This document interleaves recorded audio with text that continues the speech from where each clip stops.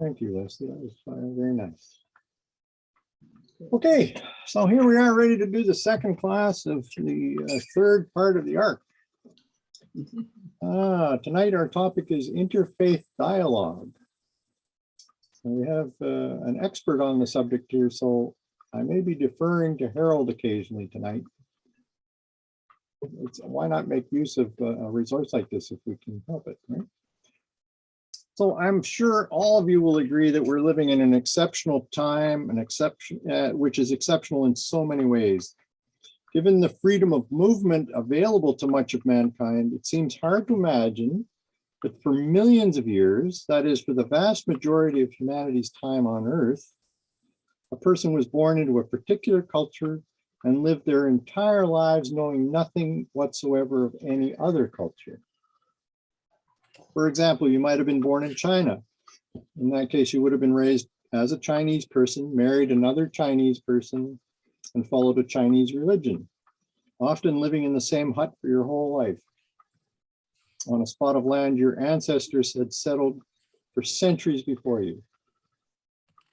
Slowly, ever so slowly, human beings have evolved from living in isolated tribes to small farming villages, to ancient nations, to conquering feudal empires, to international corporate states, and now to a single global village. Such extraordinary societal growth has changed the face of the planet. Nowadays, our neighbors come from virtually every culture of the world. They speak countless languages and belong to many different religions. How are we to cope with this unprecedented situation? The time for splendid isolation is long gone. So how are we going to get along with our new neighbors? Okay, let me start screen sharing now.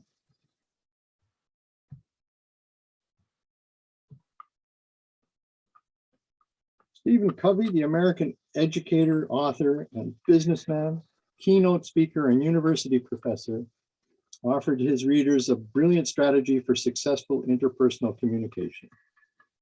Seek first to understand, then be understood. This is a singularly important principle in the field of interpersonal relations. I'd like to co-opt it, if I may, to the field of interreligious dialogue. Covey's principle involves a radical shift from our normal practice. Most people are eager to be understood, first of all, rather than to understand someone else. Many people do not listen with the intention of understanding. They listen in order to reply. They are either speaking or preparing to speak. They filter everything they hear through their own experience. I know exactly what you mean. I went through the very same thing. Let me tell you about it. In other words, most people are preoccupied with their own autobiography. More than anything, they want to be understood by others. Consequently, such conversations end up being monologues. True two-way communication is increasingly rare. Not surprisingly, we hardly ever really understand what's going on inside another human being. We listen to each other in one of 5 ways. We might ignore the other person, not really listening at all. Or we may pretend to listen. Yeah, right. We may listen selectively, hearing only certain parts of the conversation. We do this while we're listening to the constant chatter of a preschool child, for instance. We may practice attentive listening, paying attention and focusing energy on the words that are being spoken. Very few practice the highest form of listening, empathic listening. Trying to put yourself in their shoes. Empathic listening should not be confused with active or reflective listening. These techniques basically involve mimicking what a person says. Their intention is primarily focused on one's own reply. Empathic listening, on the other hand, means listening in order to understand, to deeply understand.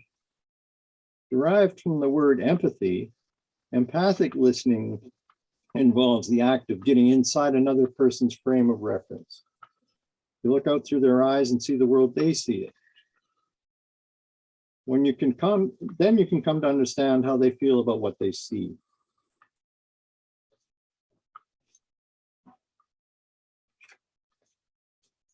But to be clear, empathy is not the same as sympathy. No.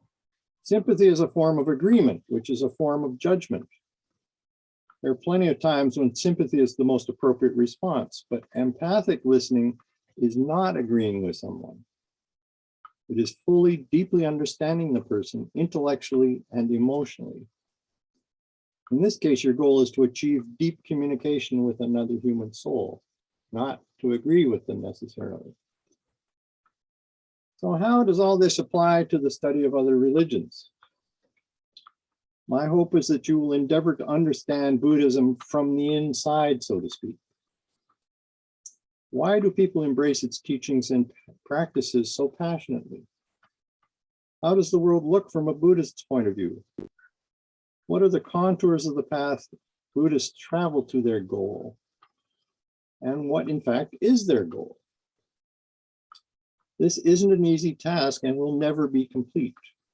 In the final analysis, one cannot fully understand Buddhist religious experience unless one is a Buddhist. The same is true of Jewish, Christian, Muslim, or Baha'i religious experience. But at least we can make a start. So here are 4 things you can do to prepare yourself to understand another religion, such as Buddhism. So approach the subject with an attitude of respect and openness. Recognize that Buddhism has enormous value and importance for millions of people.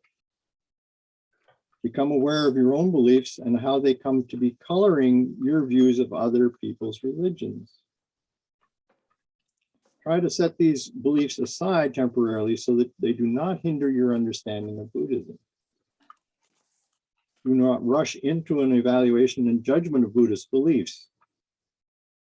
This is a hard one. Remember, your first goal is to understand what those beliefs are. Only when you're able to see how they interconnect are you in a position to debate the truth values of Buddhism vis-a-vis the Baha'i faith or Christianity, etc. And fourthly, be willing to learn from other people's religious experiences. See if you can uncover new insights that may be helpful to your own religious development.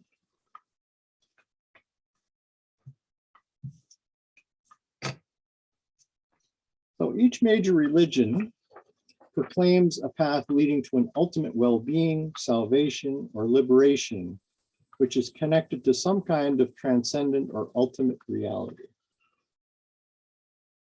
It's interesting to consider each religion from the point of view of what it's trying to save its members from.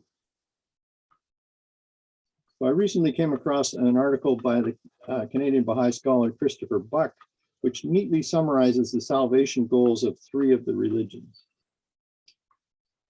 So in the Baha'i faith, it's overcoming disunity. In Christianity, it's overcoming sin. In Buddhism, it's overcoming suffering. Is it in the faith? Overcoming disunity. If we take these goals seriously, as do the followers of these religions, the main question raised by the fact that there is a diversity of religion is, to what extent are the messages of salvation from world religions other than your own actually true?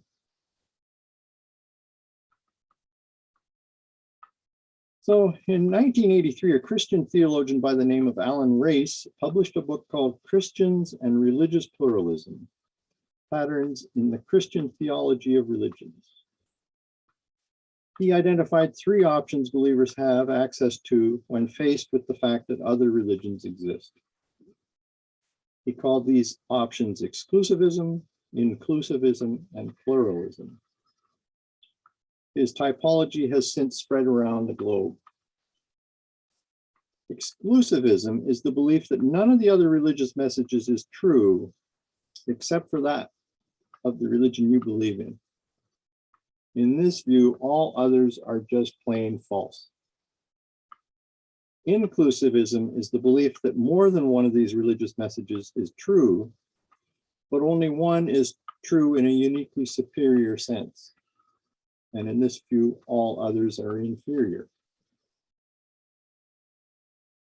Pluralism or universalism is the belief that more than one of these messages is true, although none is superior to the others. In this view, at least some of them are equally valid.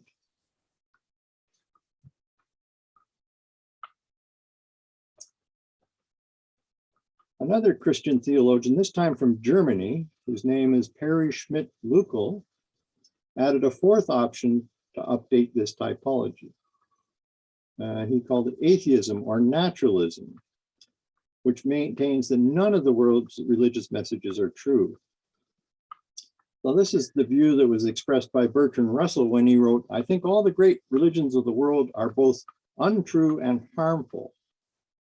And that was in a book called Why I'm Not a Christian, and other essays on religion and related subjects. Penn Jillette, who is one of the members of the magical duo Penn and Teller, makes a similar point through a famous joke. Well, this time we need somebody to read this for me. Let's see where we were last time. Oh, it comes up to Linda Russell. Reading number 1. Yes. The Jews say Christians and Muslims are wrong. The Christians say Jews and Muslims are wrong. The Muslims say Jews and Christians are wrong. The atheist says you are all right. Nicely put. Because they're all wrong. Exactly. Okay, so Schmidt-Lückel points out that out of these four options, only the pluralist one assesses other religions in a positive way. So to review, we've got, first of all, atheism or naturalism that considers all religion to be delusion or deceit. Exclusivism considers other religions to be false because they differ from its believers' chosen religion. Inclusivism is willing to concede that other religions are not entirely false, but they're clearly inferior to their chosen religion. According to these three views, religious difference or diversity is seen as ultimately negative. They each point to the other religion's falsity or inferiority. According to Schmidt-Lückel, religious pluralism or universalism is the only option that seeks to combine religious difference with equal validity. In other words, it's the only option that displays a positive assessment of religious diversity.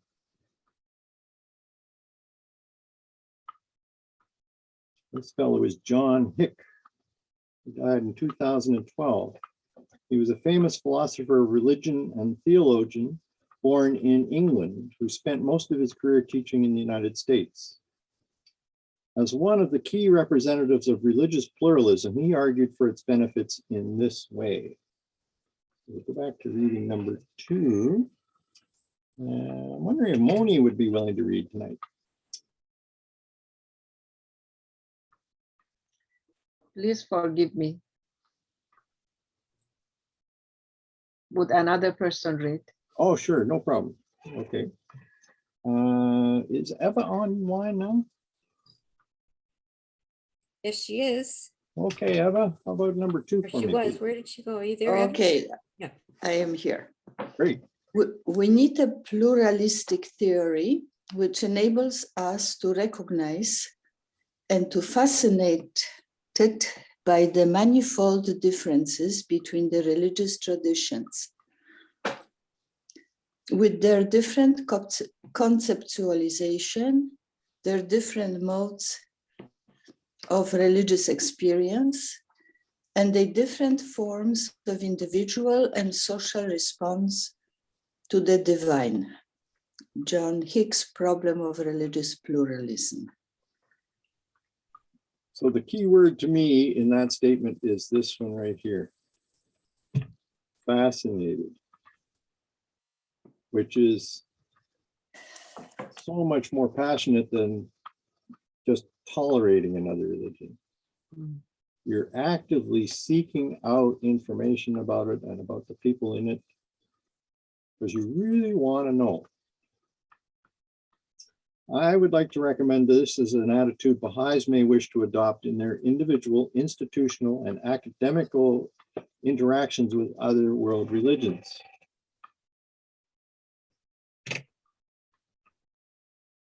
Now, who's this guy? Despite Schmidt-Lückel's declaration that pluralism is the only positive option, he has been proved wrong by our own dear Harold Rosen. In his 2010 book, Founders of Faith, The Parallel Lives of God's Messengers, Harold expressed his concerns regarding the pluralism universalism point of view. And I think we'd be completely wrong if we didn't ask Harold to read number 3 for us.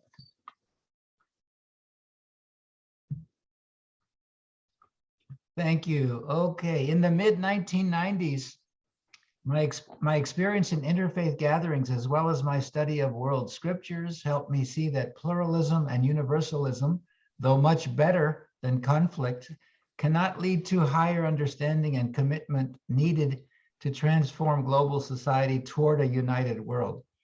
To me, it began to feel as if the same voice were speaking through the world scriptures down through the ages, in sequence, and now once again had spoken through the Baha'i faith. This voice has shown sensitivity to humanity's varying historical settings, providing one light that reconciles seemingly irreconcilable differences that have given history its tragic but progressive character. Well That said. is so strange. Well written and well said. So this led to his proposal of a new way of looking at religious diversity, which he termed progressivism. To borrow a phrase from Ken Wilber, progressivism transcends and includes the other ways we've already outlined. Oh, maybe we'll get Jack to read this other one of yours, Harold, which is number 4. Okay, progressivism as a religious worldview sees major religions as linked and sequential. Where have I heard that before? As part of a divine plan to educate humanity. This perspective contains elements of inclusivism and pluralism. Like inclusivism, it sees its own faith as a culmination of previous religious eras. But unlike inclusivism, it says that higher revelations and wider loyalties will definitely unfold in the future. How did you do that?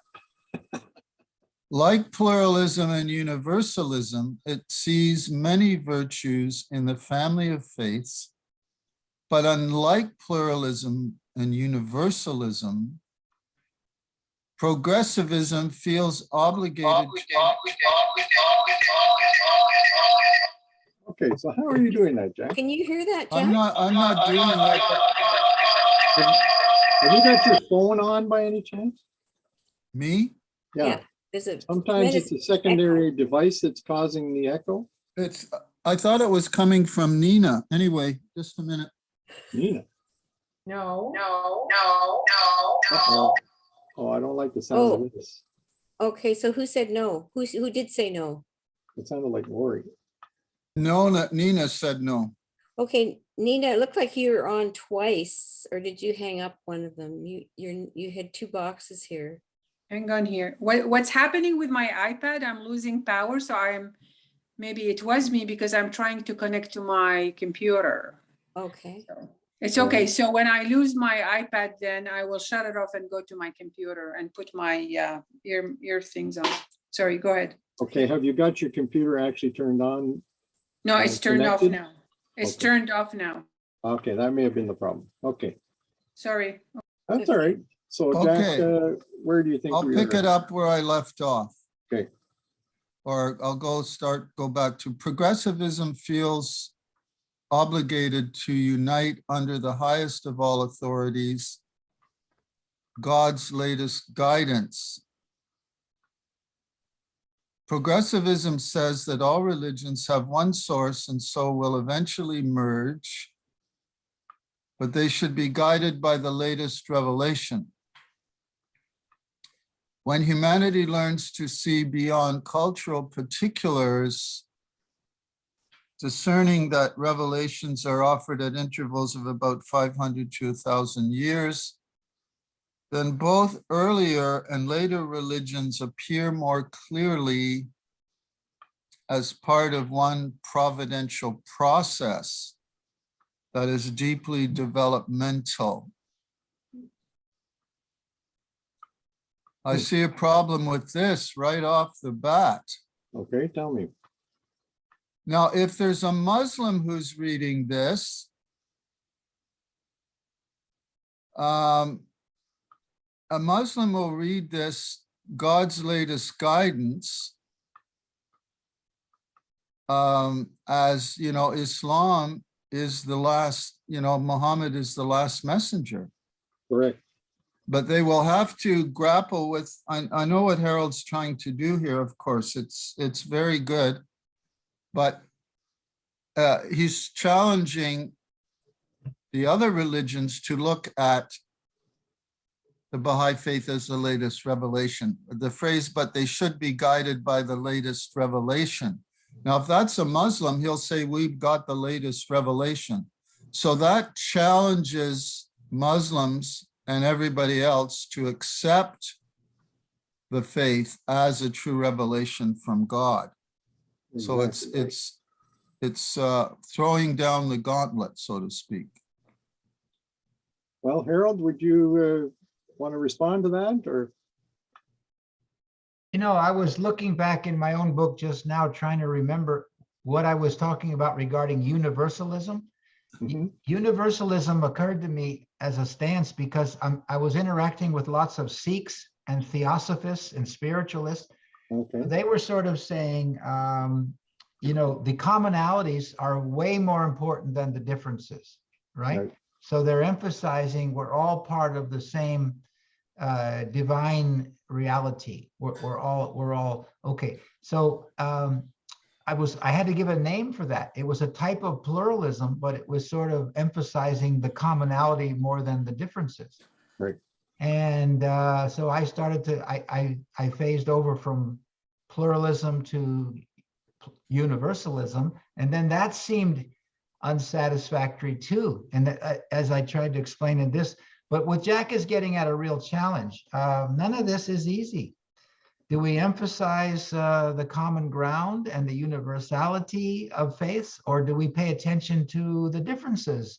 And when we're talking to real people, they have, they're not, you know, necessarily universally representative of their whole faith. They're individuals.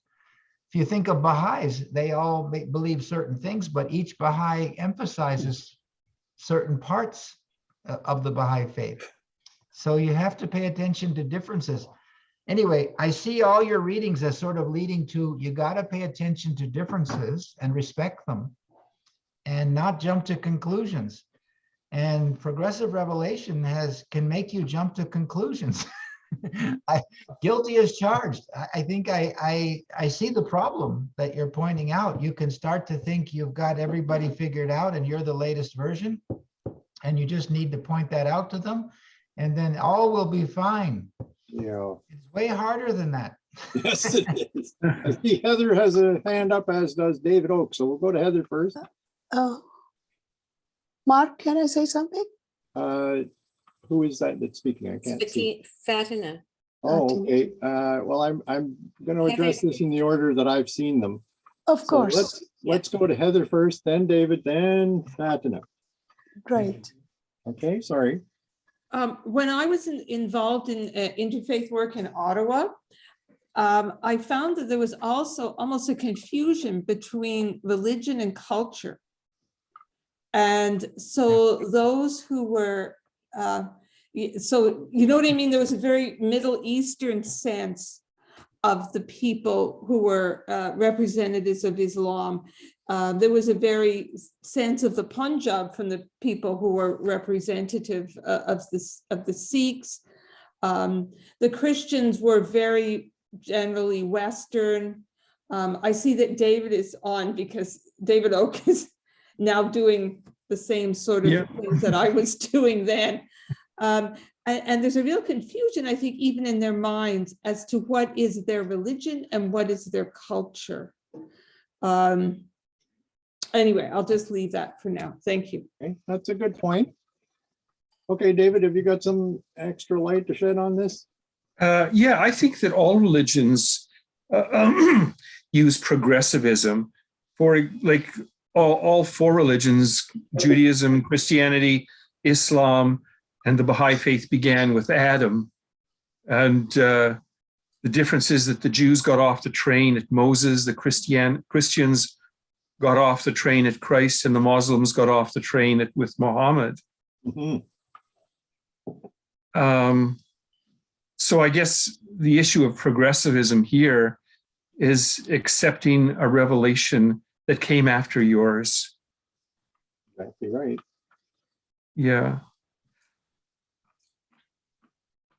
Anyway, that's my Okay.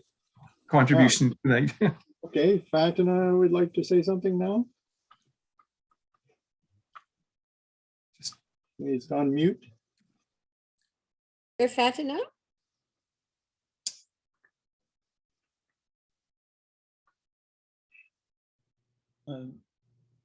She's still muted. Okay. You have to go to this. I'm just going to mute you, David and Belinda. There you go. Yeah. So Fatima, are you not there? There There she is. There you are. Can you hear me? Yes. Yes. Okay. I just wanted briefly to respond to what Jack said. Mhm. I believe every religion believes it is the last religion. And that's why we have this religious wars. So even though it doesn't say that in each religion, it does mention that someone else will come after you and they are prepared to accept, the following prophet. But they, of course, they don't. So they do believe. So Muslims are not the only one who say, Absolutely. Prophet Muhammad is the last one. And some of them don't even believe that. Those who are really into theology and understand Islam as a universal religion, they don't agree with that. Mm-hmm. But you can see how I'm sort of skirting around a central issue here that Baha'is have to grapple with. Because we have to talk to people of these other religions about the fact that revelations continue. That's a central issue. If you can get any kind of progress on that, then you potentially open the door for their future growth. Otherwise, they're stuck. And they're not really going to hear you. So Mark, David and Belinda have their hand up. Oh, I see. Okay, I see it now. Yep. Okay, go ahead. Whichever one you want. Oops, you're not on yet. You're just unmuting now. You have to unmute Belinda. There we go. There you go.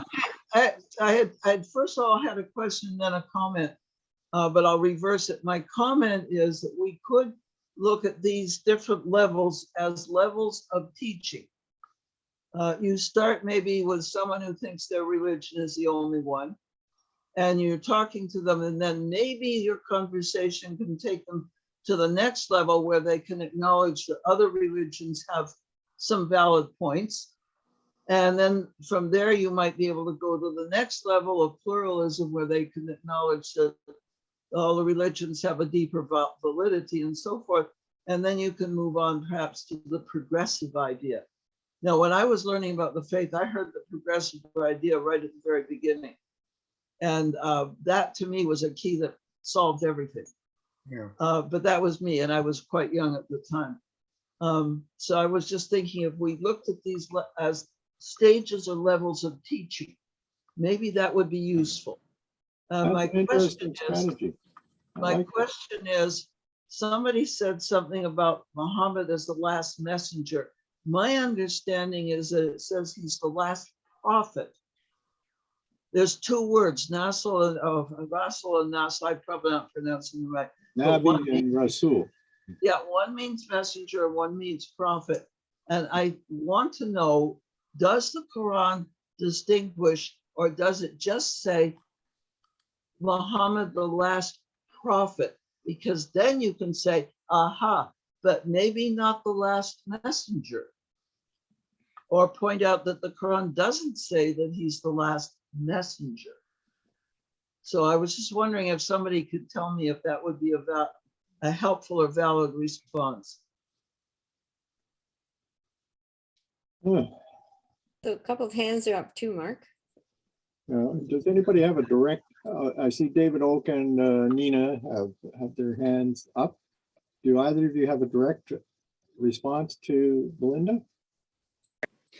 Well, may I? Well, in Arabic it says Khatamul Anbiya. It means the end of messenger. It doesn't say prophet.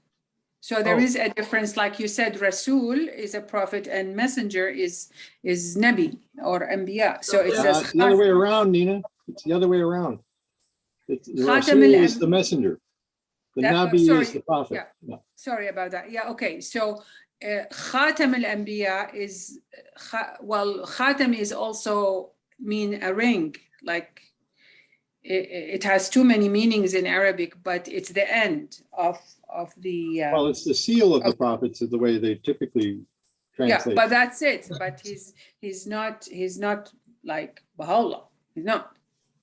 Okay, well,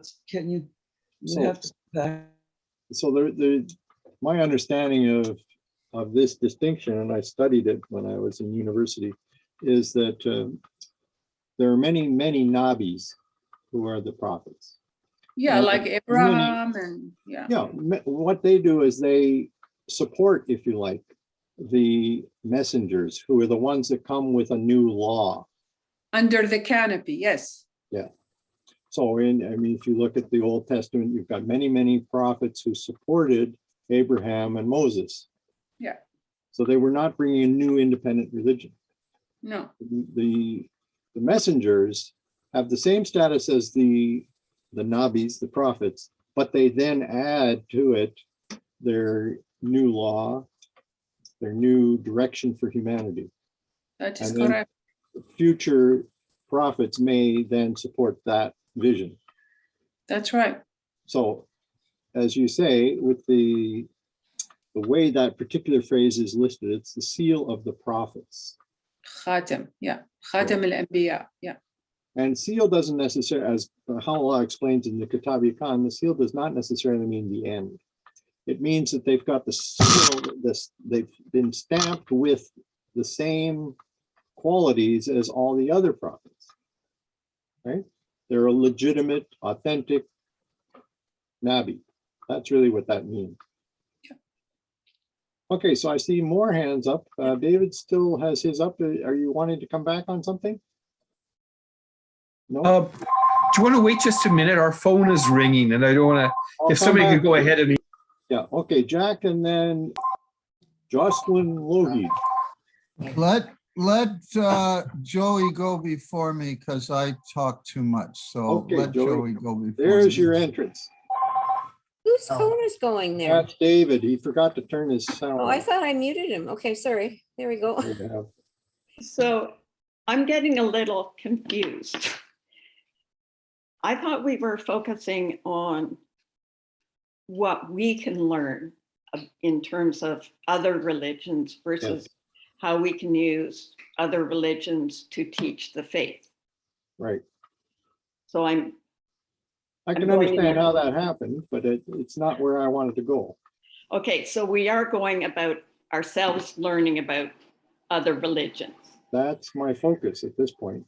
Okay, thank But you. I can certainly see how everybody would get stirred up thinking about the issue. Okay. So, okay, Jack. Oh boy, there's so much to say about this. First of all, I want to acknowledge Fatina's point about every religion in a sense believes it's the last one, not just Islam. In a sense, that's true, but it's also not true because the way the Muslims understand this is that Muhammad is the last prophet. And it's already been explained that Nabi is a prophet and a Rasul is a messenger. They have technical meanings. A messenger is an independent manifestation of God, but he's also a Nabi. So he has the lower station, but he has the higher station. So all Rasul are Nabi, but not all Nabi are Rasul. That's one thing. The other thing is, to my knowledge, the Baha'i faith is the only world religion that says that revelation is unending and will continue into the future to the end that has no end through the succession of prophets. We'll call them prophets for now. And that's an explicit statement that is not made in any other religion as far as I know. Because the Jews, when they say the Messiah will come and they're still waiting for Messiah, it's going to be all over. There's nothing more to wait for after Messiah comes. Now, strangely, Muslims aren't waiting for the return of Muhammad, like Christians are waiting for the return of Christ. It's kind of a strange thing. They're not waiting for the return of the Prophet Muhammad. They're actually waiting for the return of Jesus Christ. Yep. He's supposed to be the one who comes at the end of the age. But it's the same thing with them. I'll just finish it, Mark. It's not too long. It's the same thing with them. It's all over then. It's the end of history. But the faith, to my knowledge, is the only world religion that explicitly denies that thesis that there's an end to history, there's nothing more to happen. You know, world peace will be here, Christ will return, the lion will lie down with the lamb, and so on and so forth.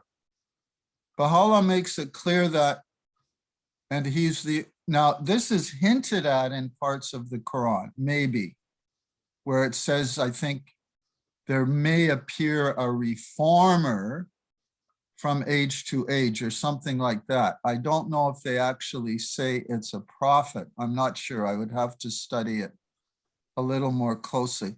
So that's a very definite difference between the faith and other world religions, that we do not claim finality. We do claim the station of Baha'u'llah is unique. We do claim that he's the fulfillment of the religions of the past because he's a universal messenger.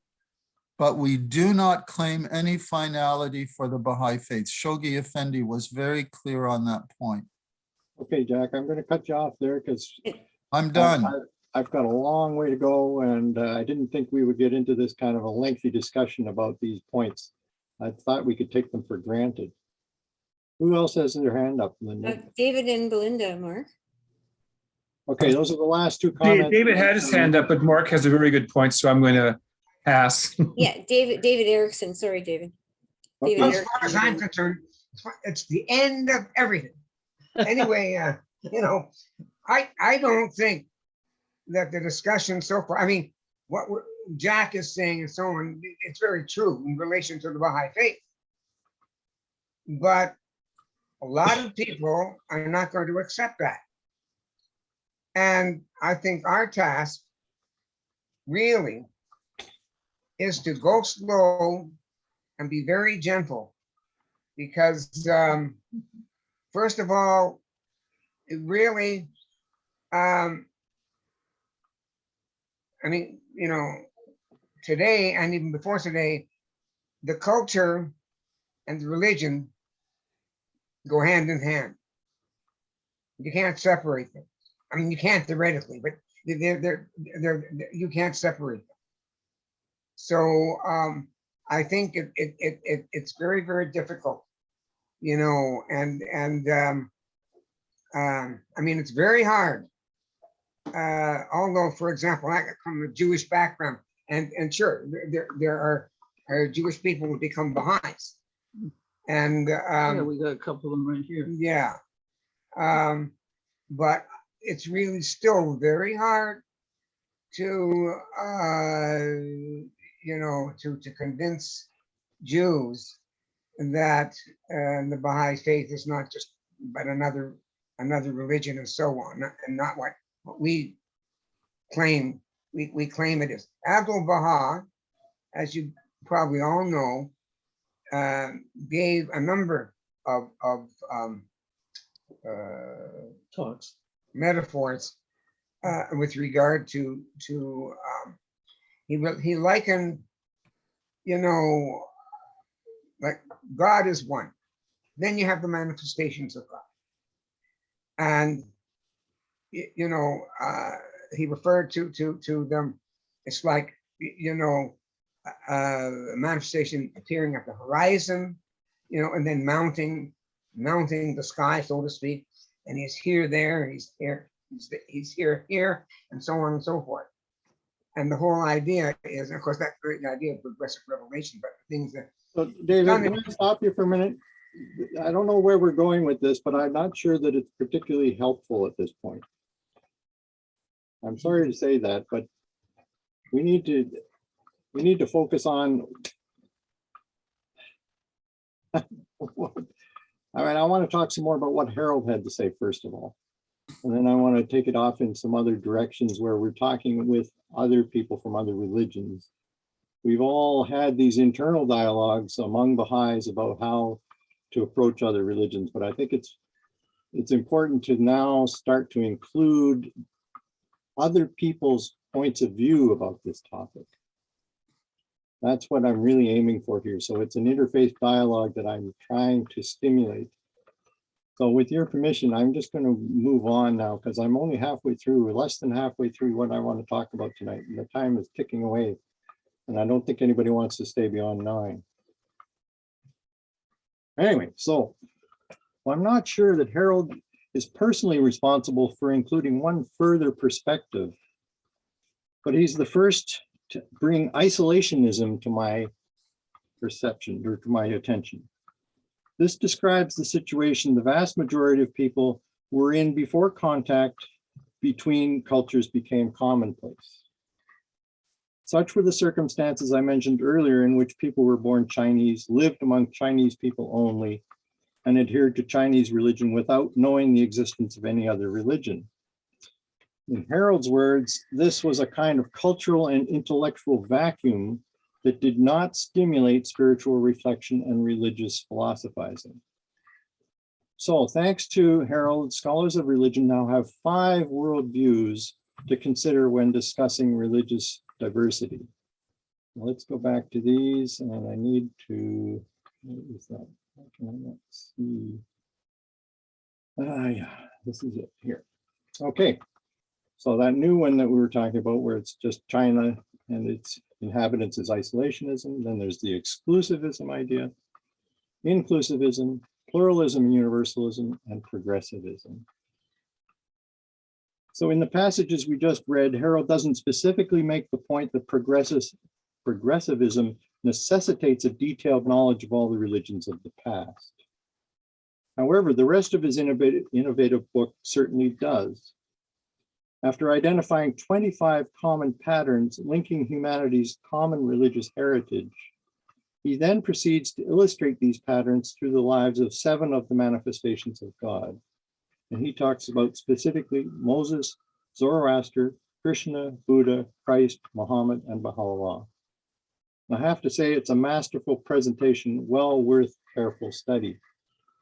To my mind, it serves as a first-rate introduction to the type of approach implied by the worldview of progressivism. And there aren't that many of that type. If we agree with Harold that progressivism is the most fitting Baha'i response to religious diversity, and that there is in fact only one providential process at work on earth, in other words, only one religion, surely dialogue with the followers of earlier stages of this deeply developmental process is the perfectly natural option in our contemporary multi-religious environment. So what do the sacred texts of the Baha'i faith have to say about the need for dialogue between the world religions? In the Most Holy Book, Baha'u'llah enjoins his followers to consort ye then with the followers of all religions. He repeats his advice.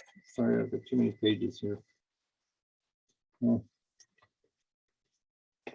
In the same book, saying, consort with all the religions with amity and concord.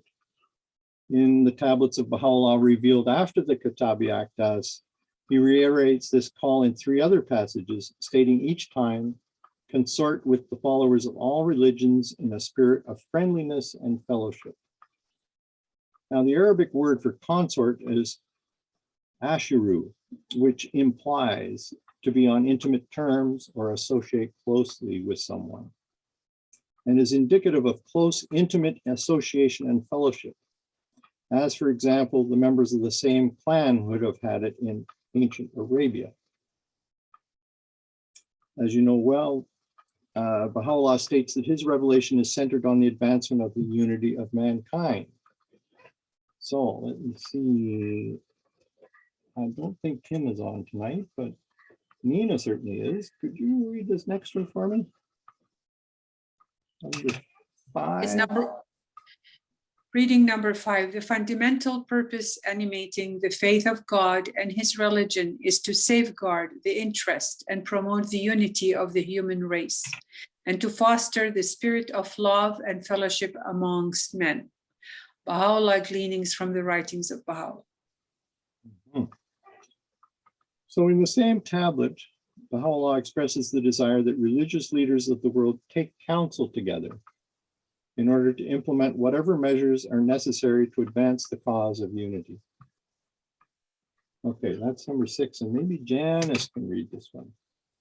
I'll have to move it up though. There it is. Okay, I had to unmute myself. Yeah.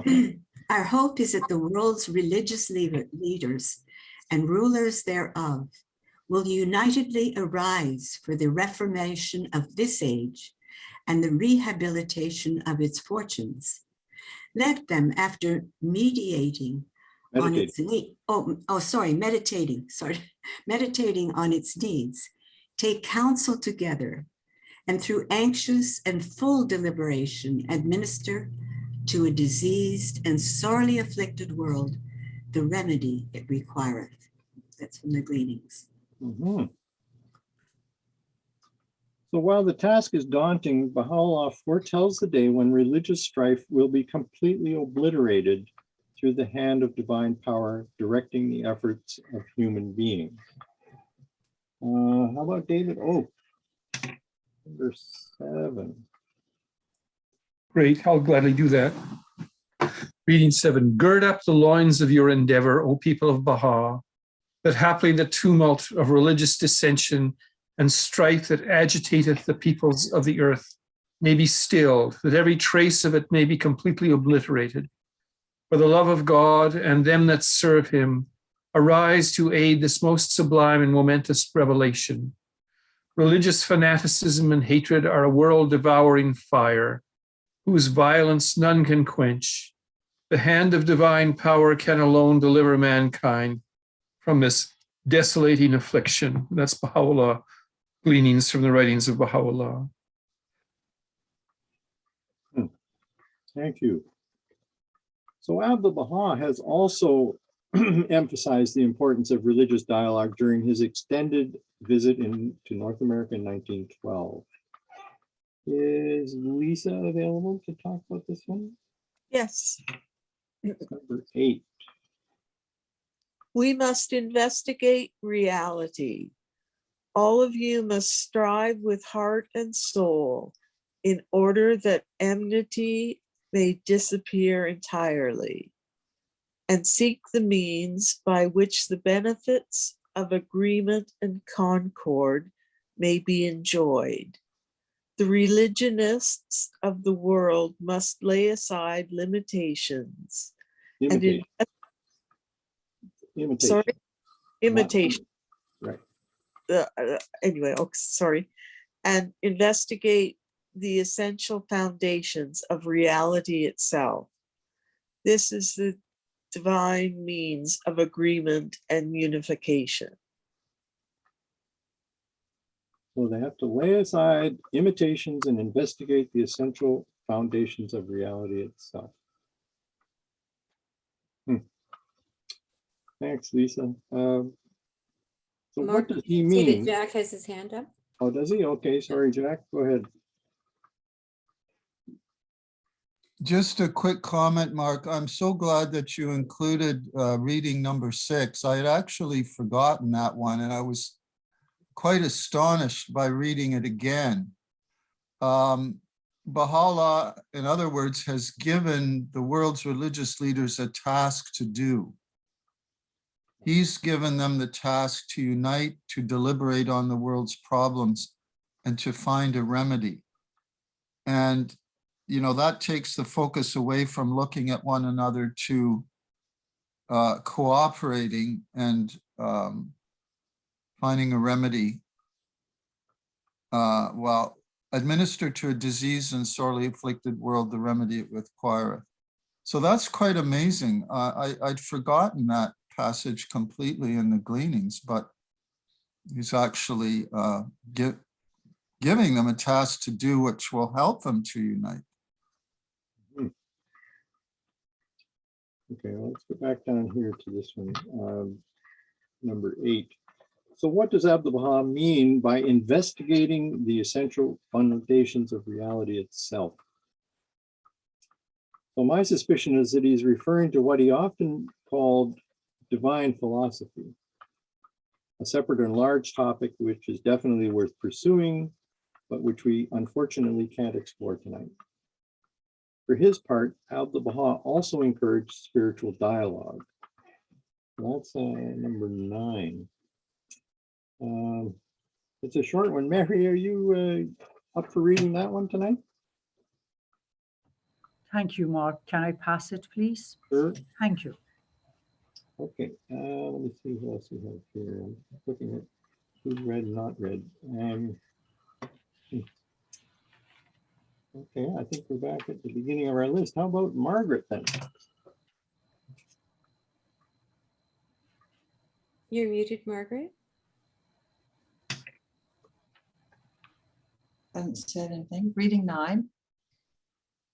All must abandon prejudices and must go even into each other's churches and mosques, for in all of these worshiping places, the name of God is mentioned. Since all gather to worship God, what difference is there? Abdu'l-Baha. That's a hard one for me. I feel very weird going into a church.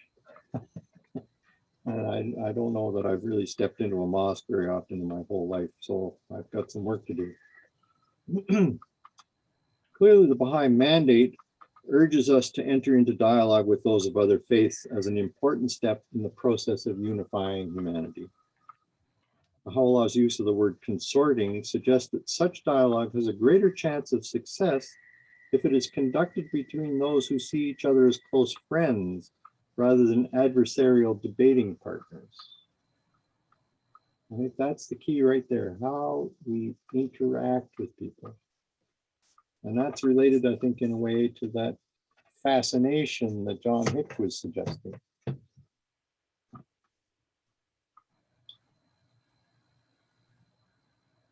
So I'd like to preface my remaining remarks about religious dialogue with a personal note of caution.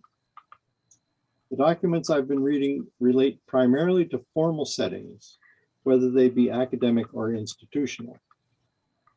However, I believe they also have implications for interactions between individuals. In some cases, you may find them rather challenging to consider. Please remember that personal interpretations of the writings are always fallible, so we may disagree to our heart's content.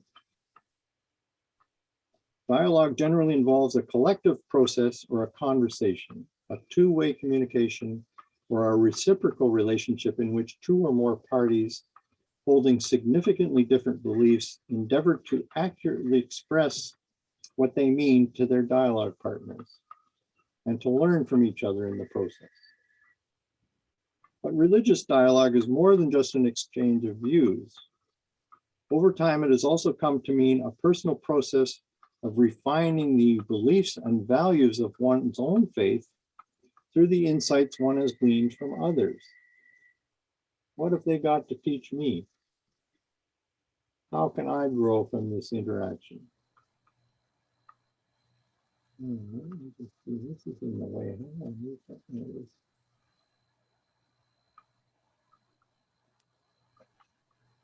Leonard Schwidler is a Catholic professor of interreligious dialogue who has highlighted three main goals for interreligious dialogue. To know oneself more profoundly, just as one learns more about one's native land as a result of living abroad. To know the other ever more authentically, and to live ever more fully a process described as mutual transformation. And that's in distinction to conversion, which we're going to get to in a minute.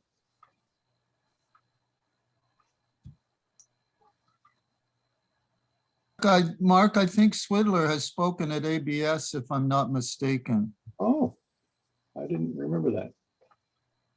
I think so. I can see why.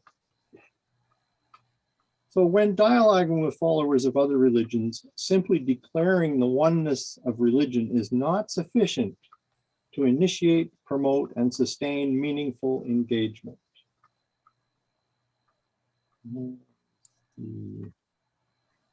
Mark, Bill has his hand up. Oh, does he? Okay, sorry. Go ahead, Bill. Yes, I wanted to take the last couple readings and the thing that we're talking about now from, as usual, discussion perspective and augment it with a doing perspective. And I've been in a Baha'i community where they took it upon themselves to do a program whereby we went around and visited Sikh mosques, Buddhist temples,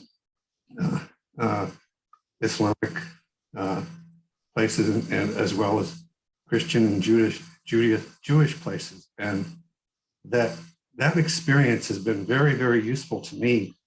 Like we have a neighbor who's Sikh, and I can step and talk right to him. There's a connection already there because I've been to his place and seen the value and the beauty of his faith up close, and can relate my appreciation for it. But I just wanted to say that what we're discussing here with that reading number 9 about go even into each other's churches and mosques is really important if we're to begin to step out of our silos as a Baha'i community and interface with other communities. Yeah, I think you're quite right. And it's great to hear your example. Okay, Alan, would you read number 10 for us, please? Certainly. Anyone who begins an interreligious conversation with the pronouncement of a common sharing of beliefs and values among the world's religions, one that is merely masked by superficial semantical differences, has done precisely that, only made a beginning. This is from Sena Fazal. That's in a book that Jack edited. Very interesting book. So such an approach merely scratches the surface of the potential hidden within the open and honest exchange of religious views. Now let me just show you this guy. I'm going to have a quote from David Tracy here in a second. Okay, go back to that. That's number 11. Great. Lori, could you read number 11 for me, please? Certainly. David Tracy warns against the danger of oversimplifying and reducing religions to something they are not, which is present in all religious communities that favor the primordial tradition. The official pluralist too often finds way to reduce real otherness and genuine differences to some homogenized sense of what we already know. Some pluralists, the vaunted defenders of difference, can become great reductionists, reducing differences to mere similarity, reducing otherness to the same, and reducing plurality to my community of right-thinking, competent critics. David Tracy, Christianity and the Wider Context. There's a lot of warning signs in there. And I think we're probably going to make most of those mistakes as we grow into this interreligious dialogue.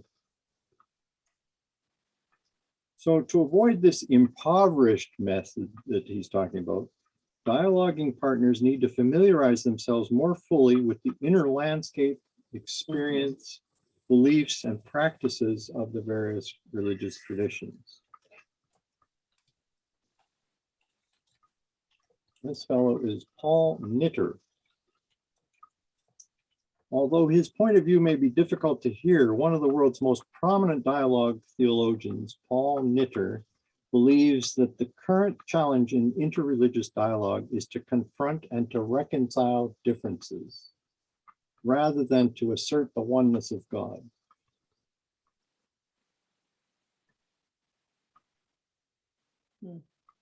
Okay. Joey, would you read this next one for me?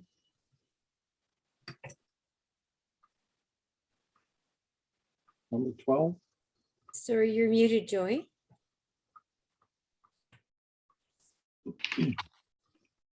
One might still believe that ultimate reality or God is one, and that ultimately differences will be swallowed into oneness. But right now, in the dust and dirt of the real world, we have to deal with the manyness, the differences among religions before we can ever contemplate, let alone contemplate, much less realize their possible unity or oneness. So this is important stuff, I think, because, well, we can go into it later. Another challenging issue for Baha'is concerns the underlying intention of such dialogue. This fellow is named John Cobb.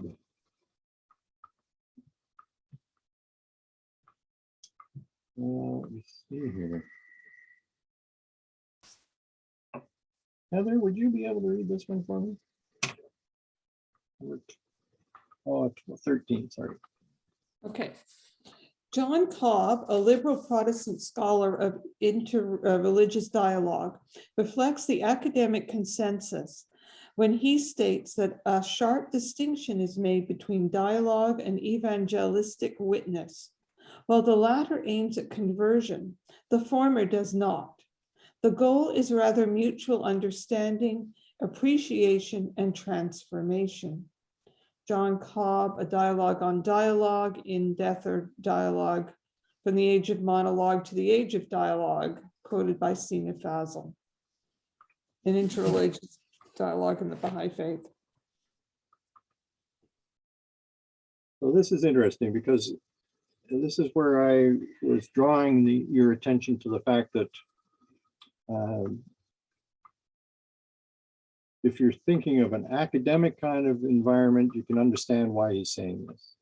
And you could probably say the same thing for institutions. But should this apply also to persons, to individuals at this stage in history? That's the question that I think we can really reflect on. Are we attempting to convert people to the Baha'i faith? Or are we trying to become friends with them, to learn their religious traditions, and then to help them grow in those traditions, first of all? Knowing that later on, they'll say, how did that person get to be so smart about my religion? Which will then open the door to future dialogue at a level that was never possible when you were trying to convert them.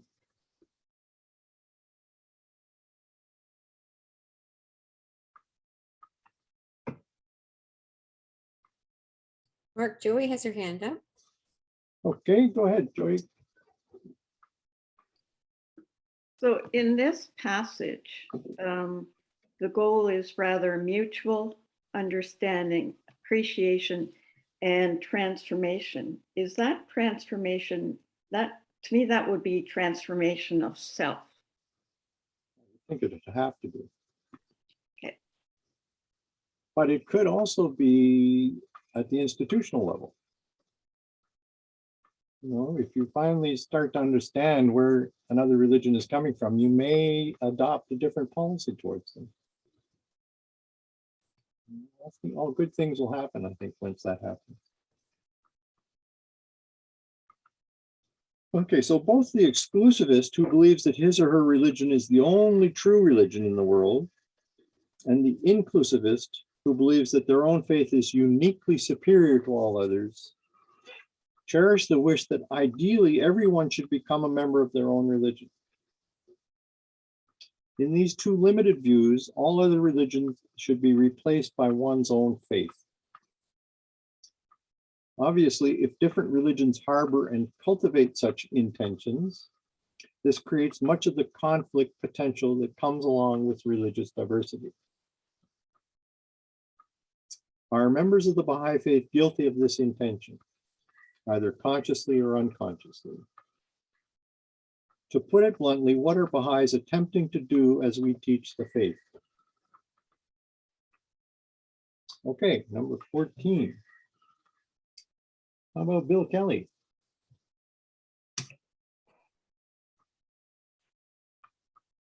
The problem for Baha'is is to assume that religious differences will be swept away as all humanity gradually embraces the Baha'i faith.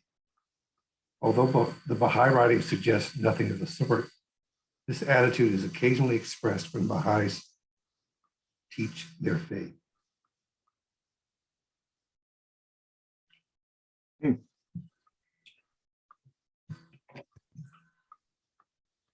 So this raises a question. Are Baha'is meant to convert every single human being on the planet to Baha'u'llah's cause?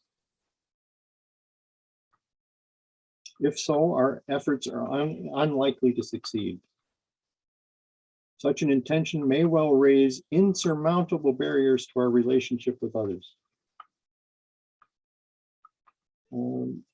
Perhaps Linda O'Neill could read this next one.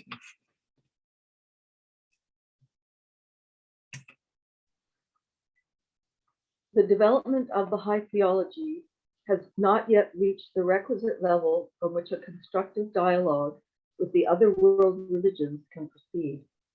Historian of religion Jacques Schwidler noted in the 1970s that Baha'i theology is too simple, too lax, and vague. The assertion that all religions are one and that the teachings of God's envoys are identical may fail to convince those who go to the trouble of closely comparing the words attributed to Jesus, Muhammad, or Buddha Gautama. Jacques Schwidler, The Baha'i Faith, World Religion of the Future. And it continues. Oh, sorry. Bobby scholar Dennis McEwen stated in the 1980s that the level of sophistication of Jewish or Christian scholarship is considerable and enables useful dialogue to take place. By way of contrast, the low level of attainment in Baha'i writing precludes anything like a meeting of equals. Comparability only exists within the productions of groups like Jehovah's Witnesses, Mormons, or Theosophists, with whom no useful dialogue is likely in any case. Dennis McEwen, Problems of Scholarship in a Baha'i Context. So this is tough for Baha'is to hear. I found it very challenging to read this material and take it on board. But having been exposed to some of the Jewish and Christian scholarship that this fellow is referring to, I can understand what he's saying. I mean, they've got a long history, right? They've been doing this kind of thing for centuries and centuries. We're babies at this stuff.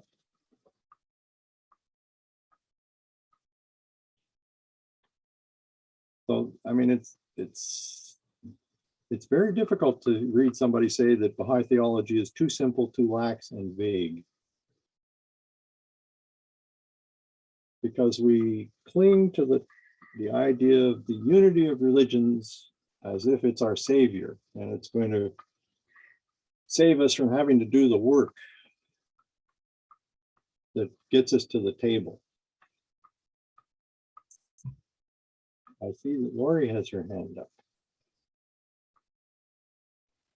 I was just thinking if this might be part of it, is that the academics in the Baha'i faith are only working with the partial writings and books that, you know, there's so many things not translated. And perhaps it'll take years and years before we're working with the full complement of what there is. So at the beginning, things could seem simple. Yeah, and I think what's happening is that we're so early on in the faith, we don't even have all the writings available to us. It's a real challenge to wrap your head around what the message is that you're supposed to be understanding and then taking to people. Mark, I'm dying to say something, but I kind of want you to finish your readings so that we get the whole scope of them. You know, I'd like to say Maybe I something should at the end. Yeah. Okay, maybe I'll push on then. Oh, Jack's got his hand up. Okay, go ahead, Jack. Well, it's interesting that Dennis McEwen has since left the Baha'i faith and he now calls himself an atheist. But I think what he's, and I happen to know Dennis McEwen and have chatted with him. I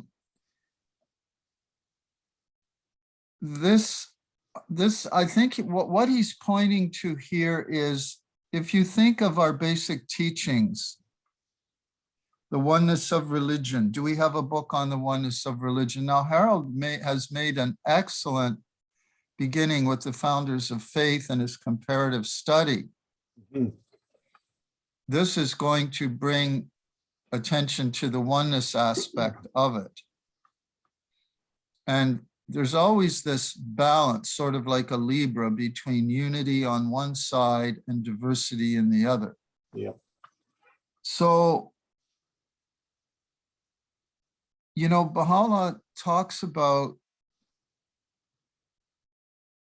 we have to use wisdom. Baha'u'llah says the sovereign remedy is one universal cause, one common faith. He's talking about one religion. And you don't get one religion unless people join that religion. This doesn't mean that the object of religious dialogue should be to convert everybody to the faith, because you won't be included in the dialogue circle for very long. They just won't invite you. Yeah. So with that evangelistic approach. But I think he's right that where's the book on progressive revelation written by a Baha'i? Where's the book on the oneness of religion written by a Baha'i? Those two fundamental teachings have not yet been developed academically yet. They have been, of course, done outside the Baha'i faith by people of Christian background, but the problem there is they usually don't include the Baha'is, although they are coming more and more to that point. So anyway, that's a very, very challenging thing. And I'm, you know, and people will have to, they will have to have academic training in religion in order to deal with these very difficult topics. Now, fortunately, we have an Austrian theologian at Claremont College. It's a theological college in California where Cobb actually taught. And what's his name again? It's popped out of my head. Anyway, a Christian theologian who became a Baha'i. This is amazing.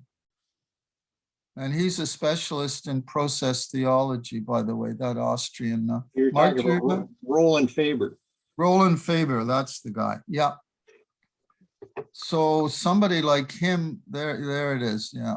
Okay, good, good. The becoming of God. Okay, that's process, because in process theology, God becomes. He isn't. God isn't, is and is. God is a becoming. Anyway, so I think he's right there about that point. Okay. Well, I'm going to take Harold's advice and just push through because I'm worried that we only have 10 minutes left and I've got 3 pages to cover. So is this really the objective laid out for us in the Baha'i writings? The idea of converting everybody?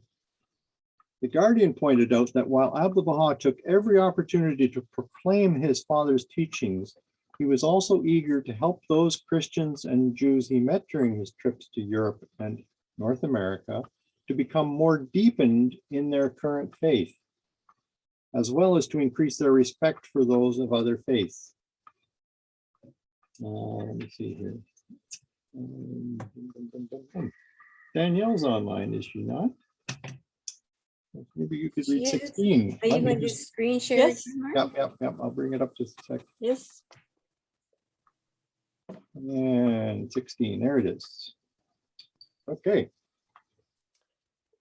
Shoghi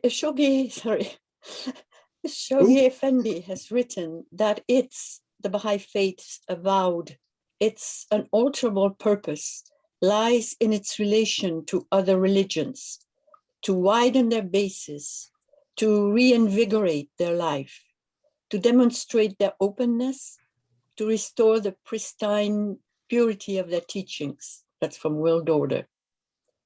In a related passage, Shoghi Effendi states, it's declared its primary purpose is to enable every adherent of these faiths to obtain a fuller understanding of the religion with which he stands identified and to acquire a clear apprehension of its purpose. World Order. Thank you.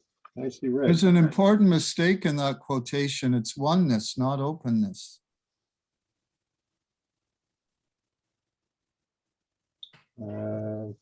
I'll have to check. The Guardian did not say openness. He said oneness, to demonstrate their oneness.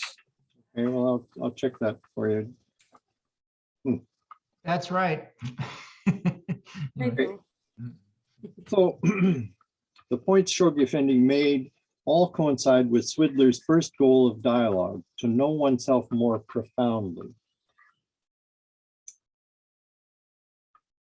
Now this guy, Hans Küng, who died just in April of this last year, was a Swiss Catholic priest, a theologian, and an author.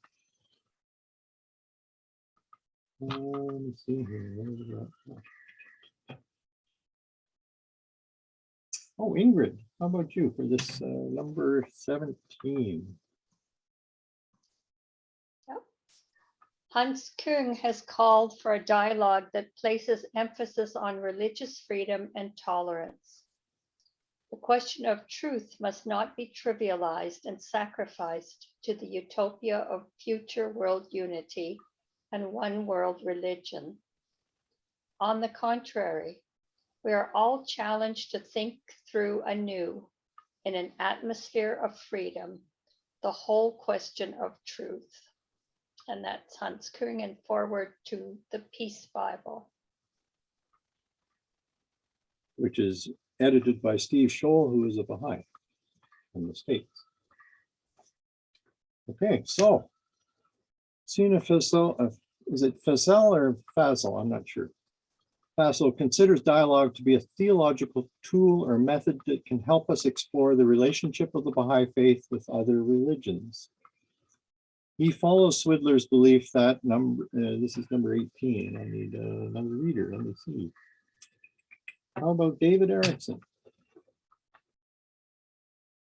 Number 18.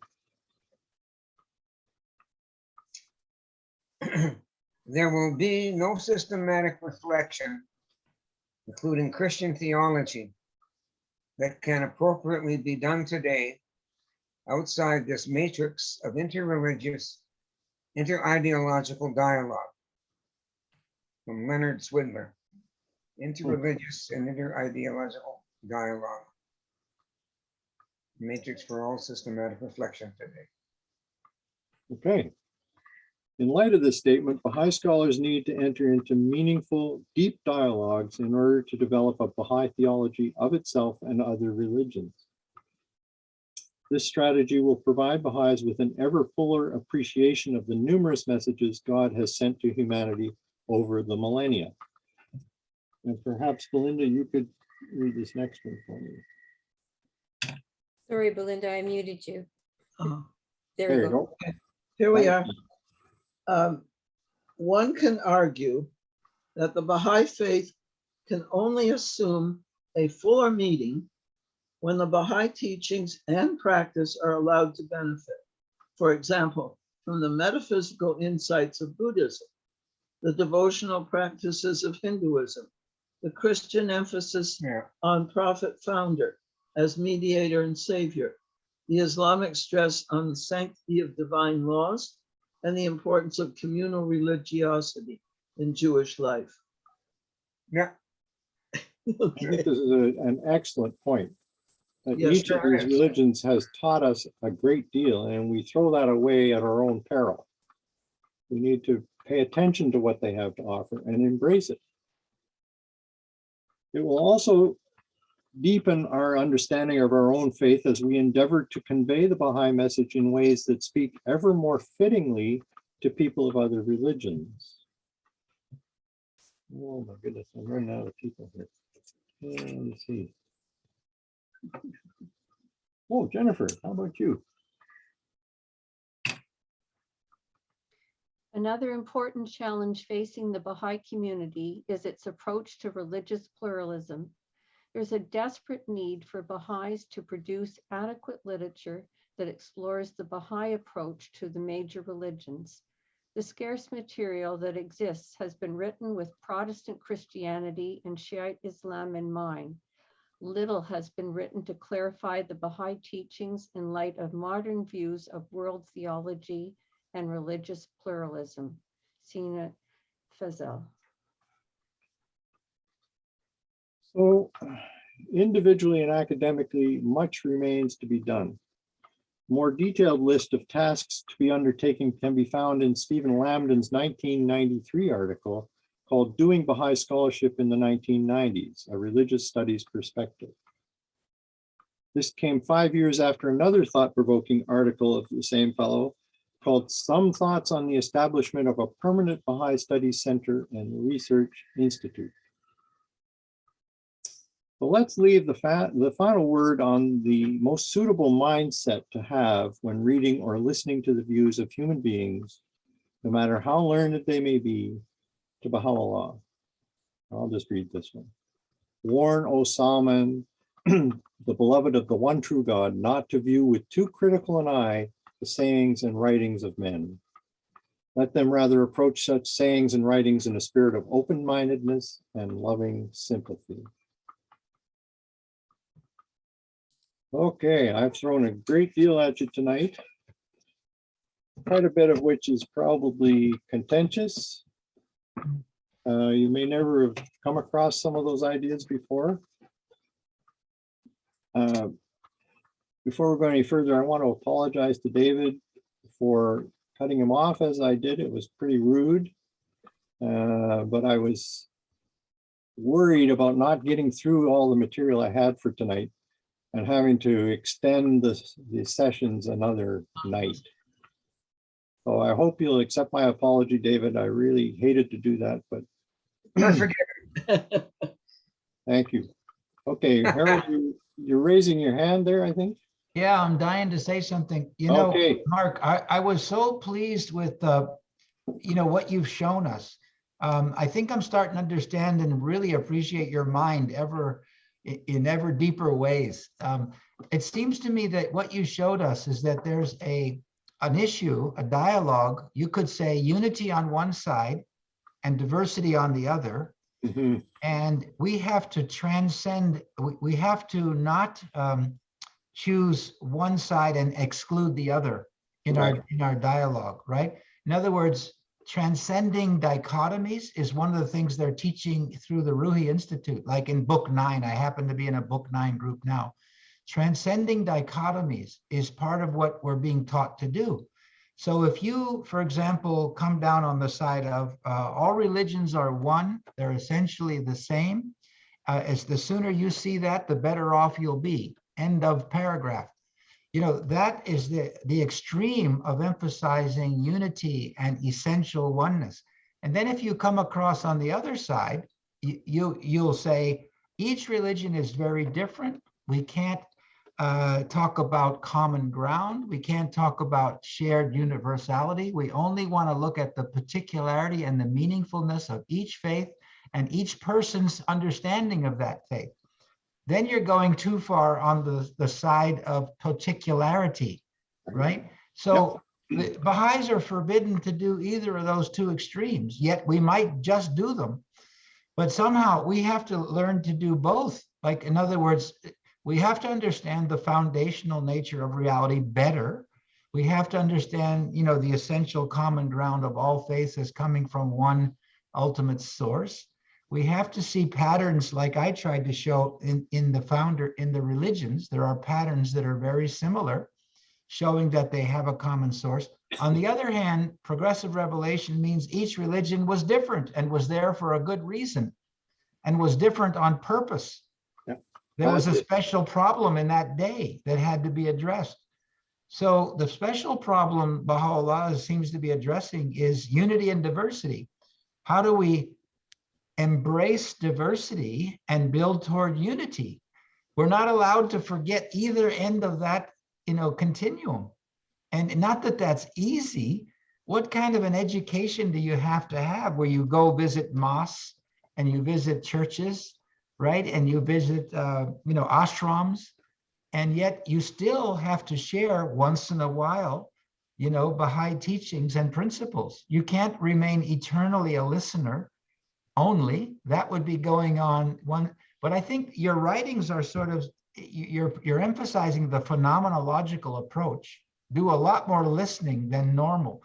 And I think that's a needed balance, because we tend to do it the simple way, announce and pronounce the oneness of all humanity and the oneness of God, and thinking that should pretty much end the discussion. Mm-hmm. Of course it should not. So anyway, I love what you're doing here, and it's not easy. I think you're showing us the continuum and how we might get a sense of where we are on that continuum. Are we overdosing on the unity or on the diversity? we have to grow and learn to do both. I've been working on this one way or the other for like 50 years. Before I was a Baha'i, I was fascinated by this set of issues. And then the Baha'i faith gives you a whole new set of tools and insights and ways to connect dots. But it's still difficult to be an international interfaith diplomat. You have to be very informed and yet very eager to listen at the same time. Anyway, I love what you're doing, Mark. I'm glad we plowed through this set of readings, because you're trying to show us, I think, a very important set of issues, right? And things to learn. Okay, I see Belinda had her hand up, and then Lori. Listening to Mark and listening to Harold right now, I realized that the answer lies in what Buddha taught, the middle way. There you go. Set me up. Nice. Okay, Lori, see if you can follow that one up. I have something much more humbler to add, but it was when we still, I guess, eons ago, when we still had a regional Sunday Baha'i school for the children. Yeah. And we reached out to different faiths and said we'd like to come and visit. And we rented a school bus and we went around to different temples and churches and synagogues.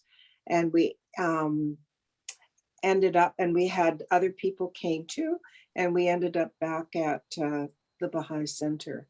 And so, you know, we can do those things now. And it makes a big impression. It's such a small thing, but the people you come to visit, they are so happy to think that someone's interested in their religion.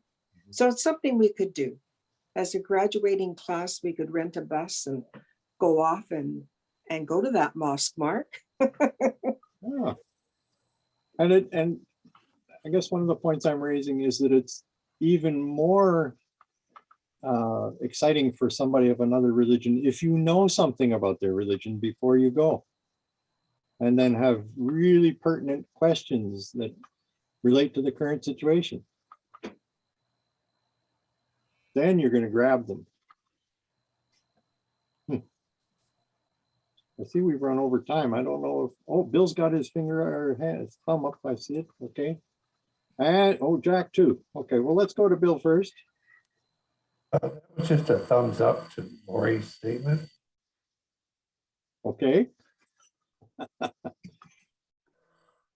Just wanted to mention a couple of personal experiences. When I was a student in Paris, I wanted to visit the Paris Mosque, but the Imam or whoever he was wouldn't let me in because I wasn't a Muslim.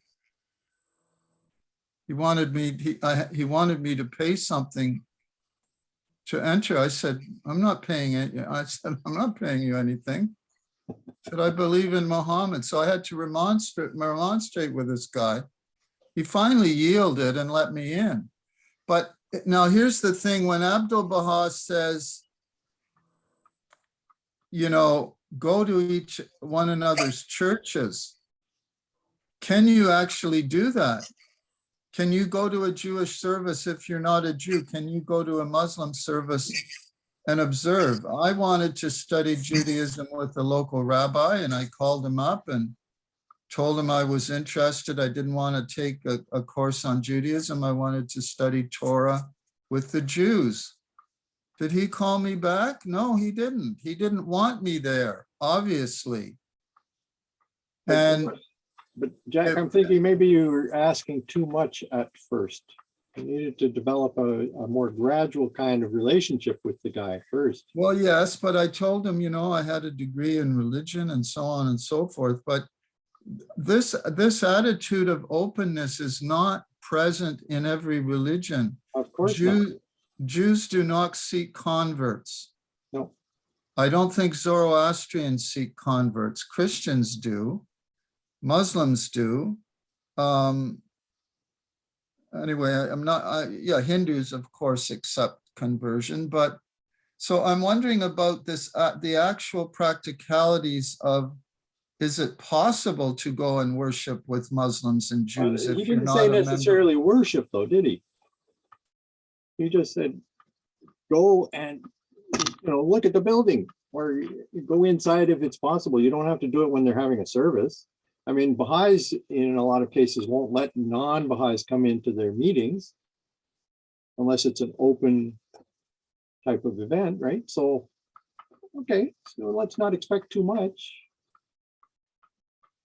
I guess maybe David has a question.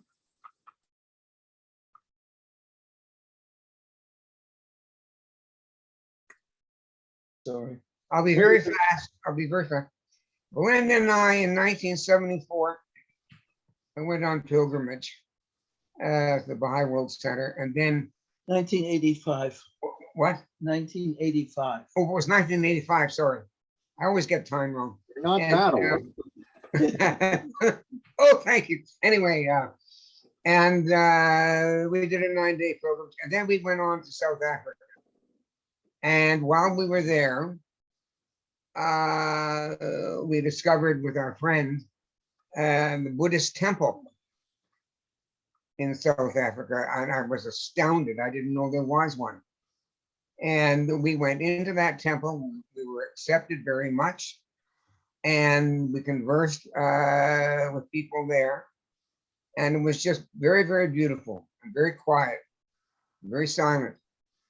Well, we came back home, and we were relating to the Buddhists here in Ottawa. And because of our experience with the Buddhists in South Africa, they invited us, Melinda and I, to their own temple, and they treated us to a wonderful dinner. And it was just a very, very wonderful time we had with all of them, and it was just a very natural thing. That was 2004. That was 2004. Yeah, we'll get the time right eventually. Oh. Okay. And we also, by the way, have participated in Sufi gatherings, yeah, which were prayer gatherings. And it was very interesting because I think the first or second, I think it was maybe the first time, or certainly the second time we were there, the leader invited us to contribute a prayer. And after that, that continued as a practice. Yeah. We were invited to contribute a prayer, which I think was very, very courageous of them to accept us coming, Yeah. to invite us to come, and to make us that welcome. And we were, they were just wonderful, Oh, yeah, wonderful absolutely. people, very accepting, you know, very, well, actually, you know, I could feel love there, really.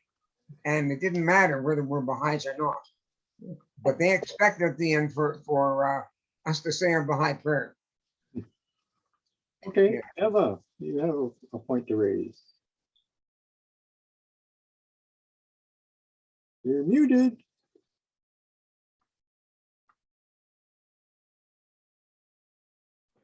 Sorry Hey. about it. There is an initiative organized by Baha'i community in Warsaw in Poland, which is called a Unity Night. And they do it once a year. They visit different churches, synagogues, mosques. I don't know if they still do it, but a few years ago, they were doing it every year. So it's a start of the dialogue. Worth considering, I think. Maybe we should spread that around the world. Okay, Lori. I'll just be really quick just to say that I had a different experience with it being invited to learn about Judaism. I ended up at a course, an educational course at the Jewish Community Center. And then I got on the mailing list, and it was, they said that there was going to be 4 one-hour introductory classes, and it was on God and the star and the crescent. There were 4. I wanted to go to all of them, and they were free. I didn't sort of pick up on, they were introductory sample lessons for the Florence Melton School of Adult Jewish Learning. So anyhow, I phoned the registrar to get registered. She didn't call me back for the longest time, maybe 10 days. And then she said, "Hello, Lori, I'm just saying you can register." She said, "It was a problem because we've never had anyone who's not Jewish come to the Florence Melton School. And so I had to get permission from the university in the States and somebody over in Israel as well." So after all that, I didn't end up going because I realized I'd missed too many classes because I was going to be away. But it was sort of interesting that I wasn't allowed to come. But then I was, so I felt very welcome after that. So it's open now. You crashed through a barrier. I crashed through a barrier. That's fantastic. Yeah. Okay, Linda O'Neill. Thank you. I just wanted to say that when Abdu'l-Baha told people to visit each other's churches and synagogues, this was like a totally radical thing to be proposing. My goodness. When I was young, people used to think that individual churches were different religions. And, you know, the interfaith movement is very recent. So, and people never had an opportunity in the past to, to get to know people from other religions. Even Judaism was very inaccessible to most Christians. So we kind of forget this, you know, that for Christians of different denominations to get to know each other and visit each other and not feel superior to each other in itself was, I think, quite a challenge that he issued to the people during his visits, his travels.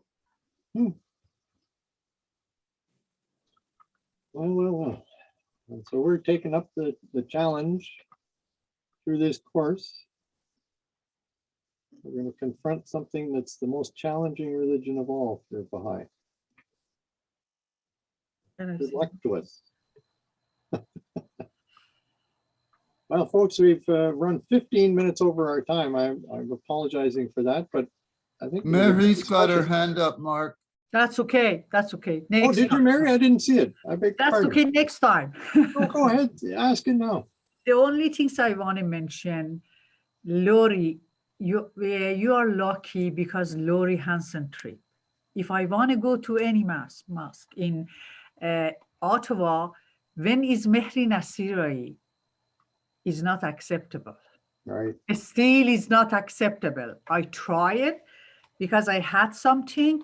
The only one time I went to the funeral, yes, it was okay. Mm-hmm. But for any visit, anything is not, I'm not allowed to go there. It's for Muslim people. But for Linda O'Neill or Linda Russell, and because they want to bring the open for you guys, not us. Well, how much they are intellectual and how it's experience. I had 2 experience and I was not happy, but about Jewish people, yes, I went, they invite me for program in Prince of Wales. They are conservative Jewish. They invite me and I went there. It was very nice program and I stay even for lunch. They invite me and I was there and it was very nice. It was very nice program. And yeah, but for mosques, we don't have that much chance. Mary, you have to change your name and then we'll go together. Yeah, you have to change your name. But it's good that they're opening the door a little crack, and if we can sneak in, I did that. Then we can love them up, and all of a sudden they'll feel, wow, why did we have the door closed in the first place? I did that. I did for one reason. I did that. I take off my hijab and I say, when you don't respect for me, I don't respect for you too. I'm not supposed to have cover my hair, and I leave you in the hands of Muhammad and Baha'u'llah. Why didn't they let you in? Was it because you were Baha'i? No, it was a few times. It was something, and I wanted. They don't let, and for a specific reason, I want to see one of people for something I wanted. I want to tell you for marriage of my son, okay? I wanted, he had a Muslim marriage too, and I wanted to do in Ottawa, not in Morocco. Yeah. And I went more than 6 mosques different. And one day I was really, really upset from one of place. He booked for me. When I went there, first they told me, where is your husband? Like that. Oh, geez. I don't have a husband. Where is your son? I say, my son is Toronto. And I said, they are Baha'i and Muslim, they want to marry. No, we are not doing this con. He must convert. I say, I'm not coming for convert. I want you to do that for us. And he stand up and open the door. When he opened the door, I take off my hijab. And I say, I can go right away from here to CBC. And I mentioned what you did with me. But I'm leaving in hands of Muhammad and Baha'u'llah. He say, oh, you need to have a hijab. I say, I don't need to have a hijab. God see me always the way I am. And I don't want, I respect for you, you didn't respect for me. Yeah, but another place I went, and you know that one day I cried to Baha'u'llah and said, I want to finish. And I went to mosque, I couldn't believe it. The guy helped me, and I found a wonderful imam. He came to my home and he did. And after that, he sit for the Baha'i wedding too. And when Baha'i wedding finished, he bring his card and give it to the ladies. She came from assembly and mentioned, presented from assembly and say, if you have any time marriage, call me. Nice. Way to go, Mary. Yeah, it's happened, but it's not easy. It's not easy. We can do it. We can do it. I'm so happy. Mark, thanks a million. Thanks a million for all courses I had, especially this one. Especially this one. Okay, guys. Thank you. You must be all pooped. No, Good no, night, everybody. no. You've done all the work, The night is young. The night is young. Come on. but we're me too. middle-aged. Middle age is sleeping. You're a night owl though, Jack. I know I you. used to be middle-aged.